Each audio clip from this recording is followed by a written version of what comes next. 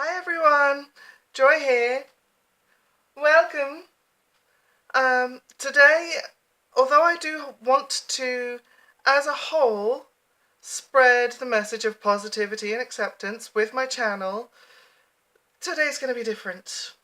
I'm going to talk about things that I don't like, in fact, things that I am sick and tired of hearing as a member of the LGBT plus community, and this is a short-ish list of questions and statements that I'm fed up of hearing. People that have actually asked me or been said to me or my friends. I feel like it's 2018. It's time for all of this ignorance and bullshit to just stop already. So here it is, the things that you shouldn't ask. Number 1. Are you a boy or a girl? I've had this question asked to me all throughout my childhood, into adulthood, and persists until most recently, about 2 months ago. It's offensive, and here's why. Firstly, why is the question always framed this way?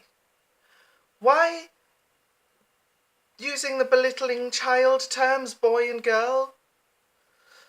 I'm an adult, and I have been for about 15 years. Secondly, why is there only 2 options here? Has no one ever heard of non-binary in 2018? And why is the male always addressed first? My inner feminist kind of screams at that part.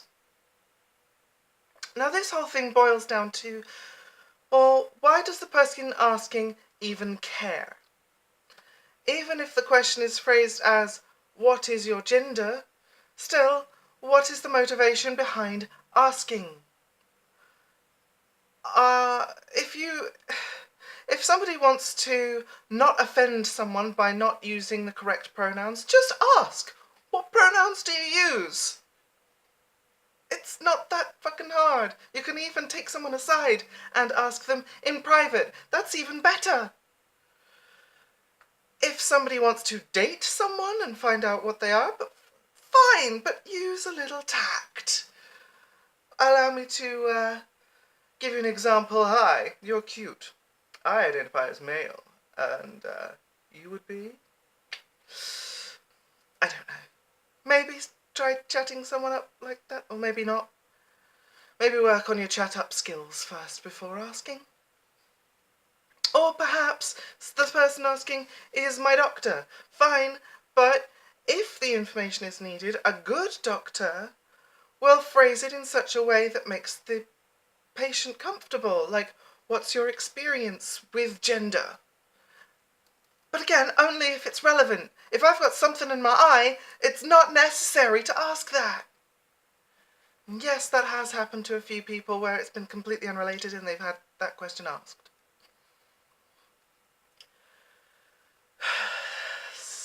Question 2. There's always stuff about inappropriate body details, directed to trans people, especially but not limited to those who are pre or during transition. Stuff like, are you getting a boob job? Are you having the surgery? Or, if someone goes a bit more personal than that, are you getting your willy chopped off? Oh, the ignorance. Also, that phrasing assumes that somebody is going to transition. So, for example, when are you getting your tits done? This, again, is insulting. And it all boils down to, why is this person asking? Do they want to do it too? I mean, even trans-curious people should know to use tact when asking these kinds of questions.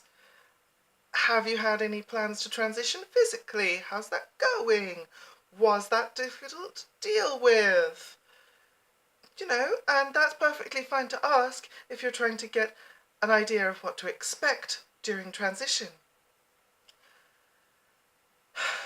But most of the time it isn't, and most of the time it's something else. Like, I don't know, do they want to sleep with the person who they're asking? Again, there's a time and a place, and use tact.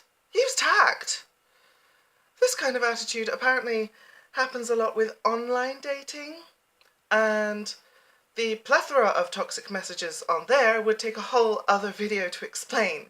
But the people there asking, well, let's just say they're not interested in anyone's favourite author. It's degrading and demeaning and sex. Like, I love sex, don't get me wrong. I'm in for a bit of good sex, but can you know, maybe ask if I want to go for coffee first before, oh, what have you got down there? Linked into this question is, of course, the inappropriate sexuality questions. Stuff that, again, trans people wouldn't ask cis people. This is intrinsically linked with the inappropriate line of questioning because some people can't distinguish the two separate features, gender identity and sexual orientation, that are in fact separate features of somebody's personality. Now, questions like, are you gay now? Do you like men? Etc.